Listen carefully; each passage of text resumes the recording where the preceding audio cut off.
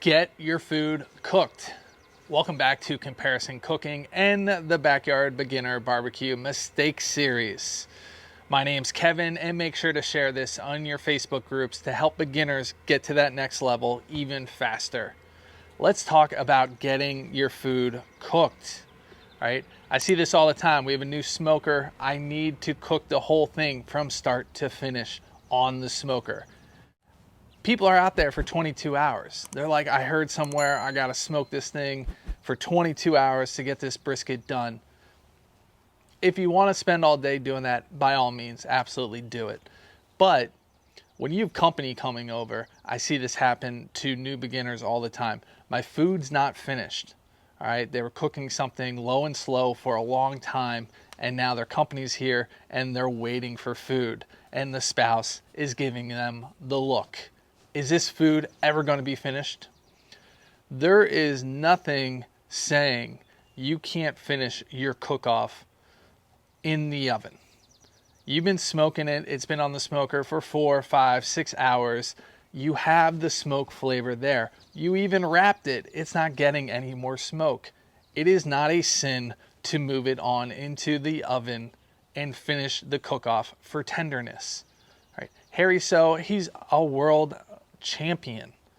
All right. He finishes his cooks off all the time in the oven just to get it done. If he can do it, why can't you do it?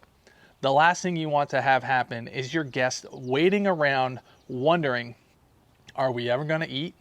And then you pull the food off. It's still not tender. It tastes like you're chewing on a piece of bark because you just over smoked it because you didn't have good smoke. And if you don't know about good smoke, make sure to check out Avoiding Bad Smoke in that video up there or at the end. You don't want these things to happen because then your spouse, after your guests leave, they might not be too happy with your new hobby of backyard smoking. And they might not want to have you raise your hand to cook next time.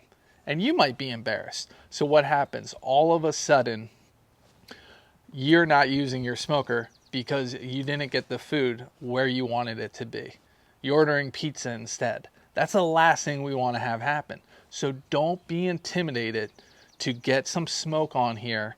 Put your food in the oven to get it to that tenderness that you're looking for.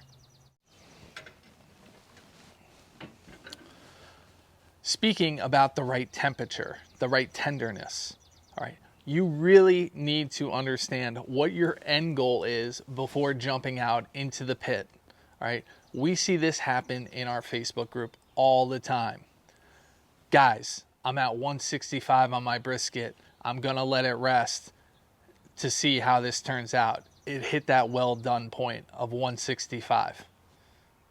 Everybody in the Facebook group just waits. We're a very nice group, so we don't say anything. We let experience happen. And guess what? A few hours later, we see the next post. This was really, really chewy. I don't understand what all the hype about brisket is. That person thought that you just got to get it to a high temperature, 165, which is really high when you're thinking about it from a steak range point, right? 125 rare, 135 medium rare, 165 is well done. They don't understand because they don't understand what temperatures as a beginner get you to the finish line for that cook. You want to plan backwards as a beginner. You want to know what temperature you need to finish it off at, not what you've done in your own experience. This is a brand new game for a lot of people. With that brand new game, you got to learn the rules. So you want to get it up into the 200s. You want to get it to probe tender in brisket, for this example.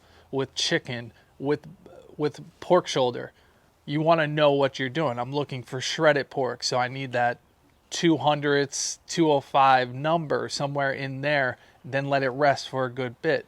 I want sliced pork for sandwiches. All right, I might be pulling it off at 185, 190. You need to understand with that particular cut of meat, what's the end goal? And then plan backwards from there. There's nothing worse than spending $60, $70, $90 on a brisket and then cooking it to 165 and having a mediocre experience. Mediocre is being nice. Having a terrible experience. So make sure to get your cooks where they need to be. Plan for it. Don't just hop on the pit. Do a little research beforehand. Watch some more videos so that you have a much better foundation. This concludes part 2 of our Backyard Beginner Barbecue Mistakes series. Make sure to share it in your Facebook group so you can help out other beginners get from here to there and build off the foundation of mistakes I've made. Make sure to share your mistakes in the comments below so that we can all learn from them and get even better together. I hope you guys are having a great day. Make sure to hit the like button if you enjoyed this video and hit that subscribe button so you don't miss any of this series. As always, have a good one, and I'll see you real soon.